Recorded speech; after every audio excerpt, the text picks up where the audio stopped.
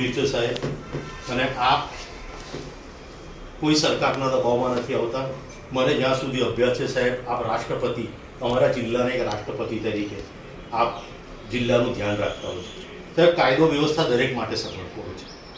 ભૂતકાળમાં એક ઘટના ઘટિત થઈ હતી, જે જગ્યા સરકારી હોવા છતાં રજા ચિઠ્ઠી ફળવાઈ ગઈ હતી અને વ્હાઇટ હાઉસ કરીને બહુ મોટું મકાન બની ગયું હતું સાહેબ. આપના ધ્યાનમાં આવતા આપ શ્રીએ લેન્ડ ગ્રેબિંગ એક્ટ હેઠળ એ જગ્યા પરત મેળવી લીધી અને આરોપીને આપણે જેલ પાછળ મોકલ્યો.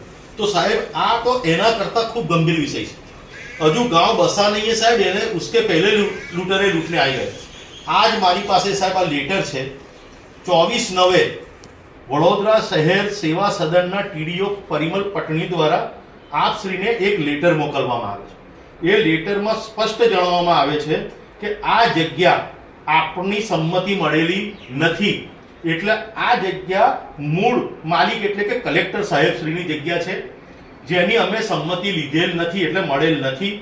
માટે આ જગ્યા પરત સરકાર શ્રીએ પોતાના તાબા હેઠળ લઈ લેવી. આ એ લેટર લખે છે 24/9 સાહેબ.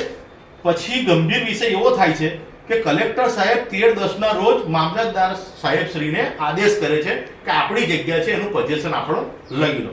હવે સાહેબ 24/9/25 13/10/25 હવે આજે એ વાતને 5મો મહિનો થાય 3/2 એટલે આ 3 તારીખે પરિમલ પટણી કોઈના દબાવથી કે પ્રેમથી લોભ લાલચથી એ આપણા સાહેબ શ્રી કલેક્ટર સાહેબને લેટર લખે છે કે આમાં એનઓસી આપવા ભલામણ કરવામાં આવે છે. સાહેબ વિચારો કે એ જગ્યા ઓલરેડી સરકારી હતી, આજે પણ એ ત્યાં સરકારી ગૌચર બોલવામાં આવે છે.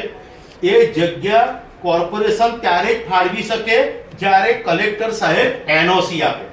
વગર એનઓસી સૌથી પહેલા આ અધિકારીઓએ પોતાની સત્તાનો દુરુપયોગ કરી પોતાના બાપની મિલકત હોય એમ લાગતા વળગતા ખેડૂત જેના ભાગીદાર છે, જેણે દસ્તાવેજ કર્યો છે ધારાસભ્ય શ્રીના પરિવારવાળાઓ, એના દ્વારા એ જગ્યા ફાળવી દેવામાં આવે છે. પછી પણ ભૂલ માનતા નથી, એકની પર એક એમ કરીને વારંવાર 2 દસ્તાવેજ કરવામાં આવે છે સાહેબ, અને એની પર ગુનો 5 મહિનામાં તો નોંધાતો નથી સાહેબ. અને અમારા માનનીય આદરણીય આશીષ જોશી સાહેબ પર 5 દિવસમાં ગુનો નોંધી અને 5 દિવસમાં શંકર ભગવાનને મહાદેવને આ લેન્ડ ગ્રેબિંગની નોટિસ મોકલી આપો સાહેબ. આ કેટલા અંશે વ્યાજબી છે સાહેબ.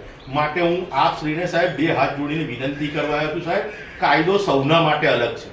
તો મારે બીજા અન્ય ખેડૂતોને કહેવું પડશે કે સાહેબ આપ એક કામ કરો, જે ખેડૂતોની જગ્યા રોડમાં ગઈ છે ને એ બધા ધારાસભ્યના પરિવારને મળો, ભાગીદારી કરી લો તો તમને એનઓસી મળી જશે.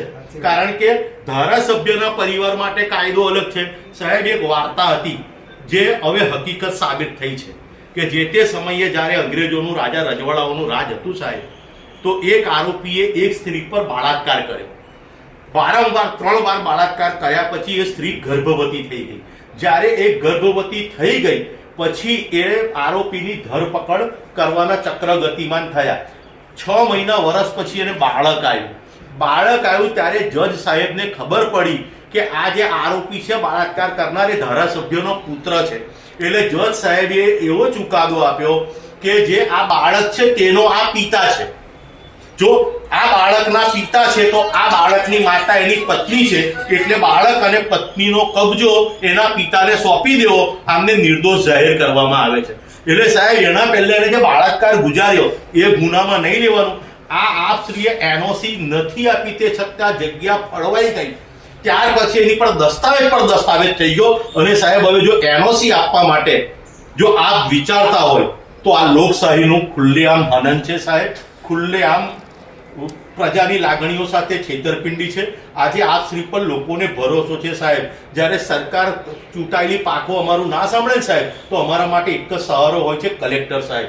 સાહેબ મહેરબાની કરીને આ રાજકીય વગ ધરાવનાર ધારાસભ્યના પરિવારે આ કોઈ દબાણ આપ્યું છે કે વિચારો કે જે ટીડીઓ તમને પહેલી વાર લેટર લખીને કહે છે કે આ સરકારી જગ્યા છે, આપ પરત લઈ લો, અને એ જ ભલામણ મોકલે સાહેબ એની પર આપ તપાસ બેસાડો, આની અંદર જગ્યા ફાળવનાર અધિકારીથી દસ્તાવેજ કરનાર કોઈ પણ હોય એમની પર તાત્કાલિક સાહેબ લેન્ડ ગ્રેબિંગનો ગુનો નોંધી આપ એક્શન લો સાહેબ, એ જ અમારી નમ્ર અરજ છે.